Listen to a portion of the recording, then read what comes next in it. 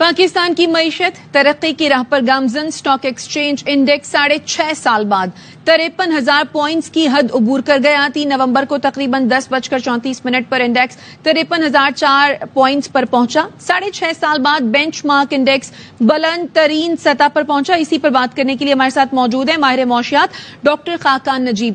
Doctor साहब, बहुत शुक्रिया सर, ARY को आपने वक्त दिया। 6.5 साल बाद स्टॉक एक्सचेंज में इतनी तेजी देखने में आई है, आपके ख्याल में क्या वजूहात होंगी?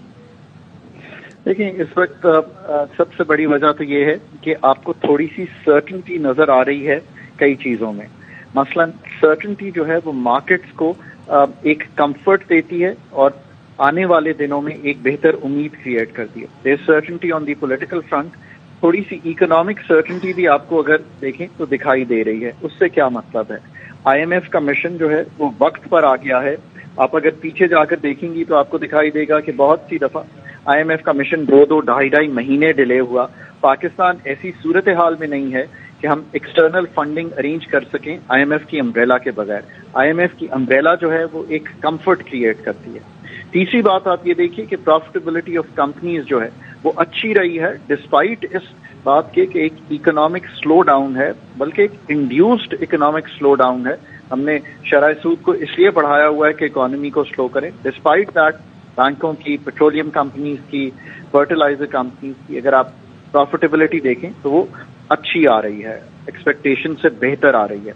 चौथी बात यह है कि आप ये भी देखिए कि एग्रीकल्चर जो है इस वक्त पाकिस्तान की जो थोड़ी सी इकोनॉमी को रिवाइवल दिखाई दे रहा है, उसमें एग्रीकल्चर का एक कलीदी किरदार है।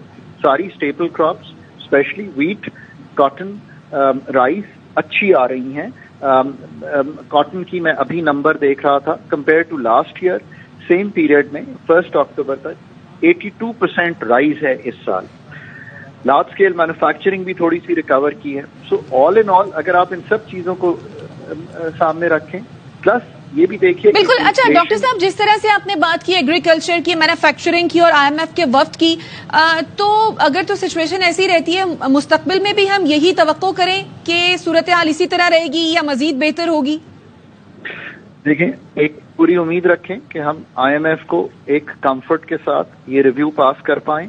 हम इसी तरह जो मोमेंटम एडमिनिस्ट्रेटिव मेजर्स का ले रहे हैं, फॉर एग्जांपल स्मगलिंग को रोकने के लिए, उस पर भी कायम रहें। ये भी उम्मीद रखिए कि अगर कोई SIFC के थ्रू नई इन्वेस्टमेंट मुल्क में आती है तो वो एक icing in the cake on the cake होगी। अगर ये सब चीजें इस तरह चलती रहीं और हमने एक मोमेंटम रखा और इलेक्शन में कोई डिस्टर्बेंस ना आई, तो आप ये देखेंगी कि मार्केट में इन्वेस्टमेंट जो है वो बढ़ेगी। ठीक है, बहुत शुक्रिया डॉक्टर खाकान नजीब साहब।